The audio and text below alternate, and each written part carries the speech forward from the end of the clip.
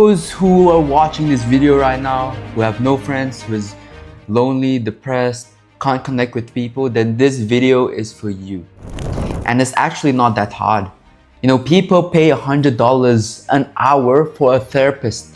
And the job of a therapist is to listen to them and is to counsel them.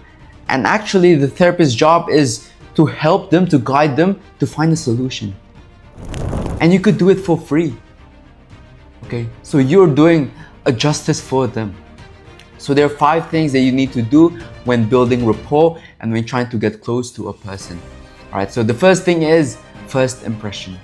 Now the first impression is the groundwork from every interaction, because the first impression is the key to the heart. Okay. A renowned psychologist, Dr. Amy Cuddy, mentions there are 2 major things that we need to follow in terms of making a good, amazing, astonishing first impression, which are warmth and competence. And how do we do that? Now here's the crazy part. Cuddy's works builds on studies showing that this happens under a second. Her finding shows that we judge others' trustworthiness in under 100 milliseconds. It sticks, shaping how people see you for weeks and even for months. So how do we show this warmth and competence? Really simple. Once you get up to a guy, make a good impression, walk. The way you walk, the way you dress yourself, that shows first impression. Open posture, being confident, smiling, eye contact, that is a good first impression. That shows trustworthiness, competence, and also warmth. Warmth gives a long-lasting impression. Smile, because a first impression is not just a simple hello. It is how they see you and perceive you over weeks and over months. So, hey, my name is Pascal, how are you doing? Firm handshake, open posture, walk like confidence. When you're walking, you must not look on the ground because that depicts low self-confidence. Eye contact straight. Don't go high because that depicts arrogance. So that is a good first impression. Secondly is active listening. So what is active listening? Active listening is trying to be interested in the person's story, in the person's behavior, and in the person's experience. You're trying to be in their shoe. You're trying to relate with them. Because we have different personalities. I have different personalities and so do you. Because we are unique.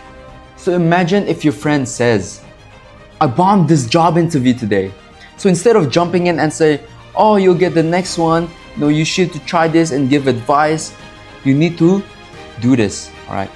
Man, that must feel rough. Were you super nervous? So you're stepping into their world, feeling the sting with them. So that is called empathy. And that is gold for friendship. But don't get me wrong, empathy and sympathy is 2 different things. Sympathy is you giving pity. But empathy is understanding a person through their shoe, through their lens. If they feel pain, you feel pain. If they feel happy, you feel happy. But don't take pity because people don't like pity. Okay? Sympathy and empathy are 2 different things. The thirdly is empathy. Okay? How do we show empathy and what is empathy? We might empathize with them, but they would not feel that empathy because how we project it, how we deliver it might not reciprocate with the other party or the other person. So how do we show empathy? There are several key factors that we need to adopt. So first is non-verbal behavior. So this is what I call SOLER, S-O-L-E-R. That is an acronym. So S stands for square position. Square your position. When you're talking to a person, don't go sideways here and like do this because that depicts uninterested. Depicts, you might be going somewhere else. You might, your mind is going elsewhere. When I talk like this, I couldn't connect with you guys because you guys would feel that I am not open to you. Whereas if I square my position, they would feel like, oh, this person is listening to me. So that is S. S stands for squaring the position. O stands for open posture. Open posture, don't do this, don't do this, don't do this. Open posture. Welcome them.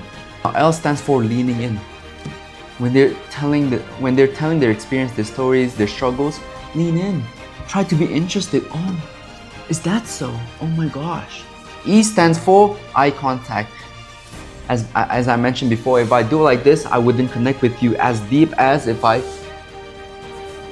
maintain eye contact. And R is relax. You don't want to be tense, but you want to be relaxed.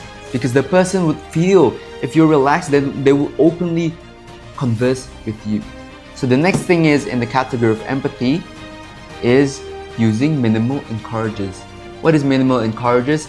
It is something like, yeah, really, what? Because that shows that you are engaging with them. And if you just stay silent, they would feel like something's off, and they would feel like, although you might be listening, but in their perspective, you might not be listening. So try using minimal encourages.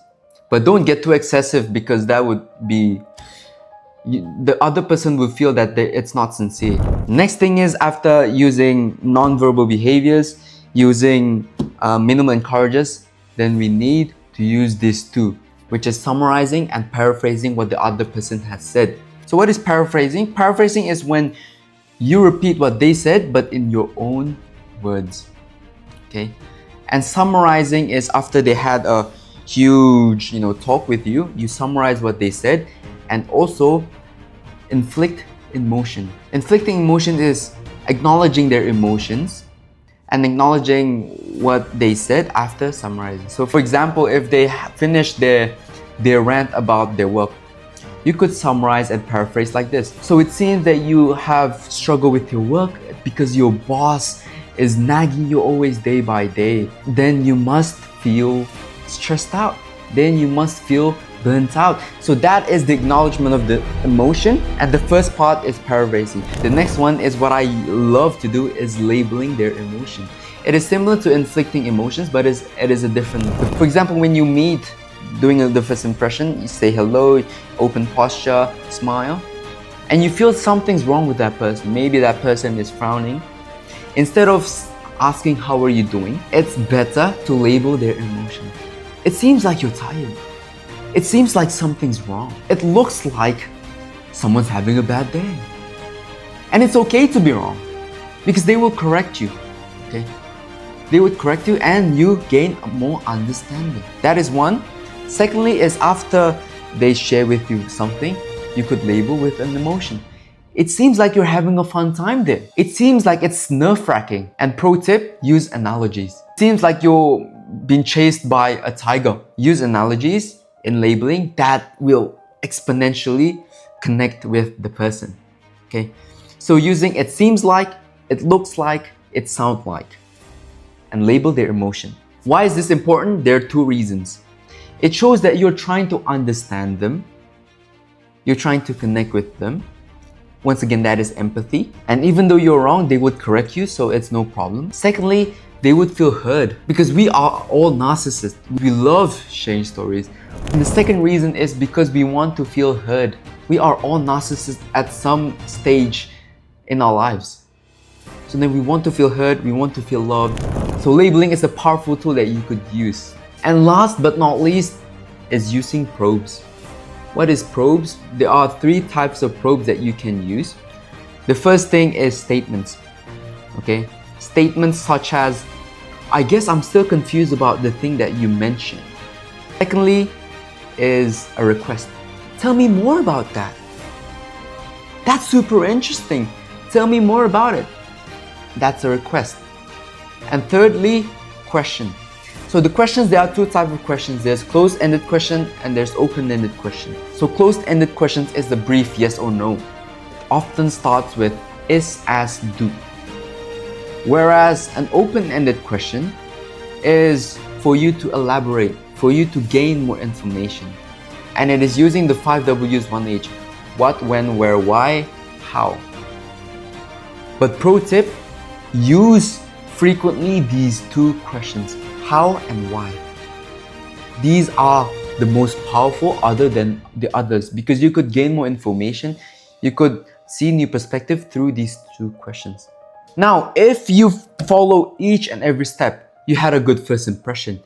You actively listen to what the person said. You have empathy. You're trying to understand them. Using those tips and tricks like minimal encourages, non-verbal cues, using solar, using labeling, okay? And using probes to gain more information.